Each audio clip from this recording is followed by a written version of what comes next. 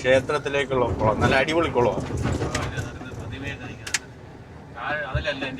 ഇവിടെ ഒരു കുളം. അതിന് ഒരു കുളമാണ് അല്ലേ?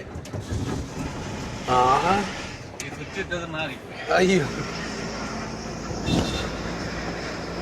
ഇവിടെ ഇറങ്ങി കുളിക്കണമെന്നാണ് ആഗ്രഹം. ഉണ്ട് ഉണ്ട്.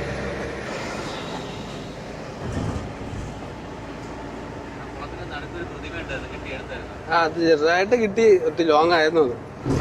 Payyoli bus stand. ഇതാണ് പയ്യോളി ബസ് സ്റ്റാൻഡ് അല്ലേ?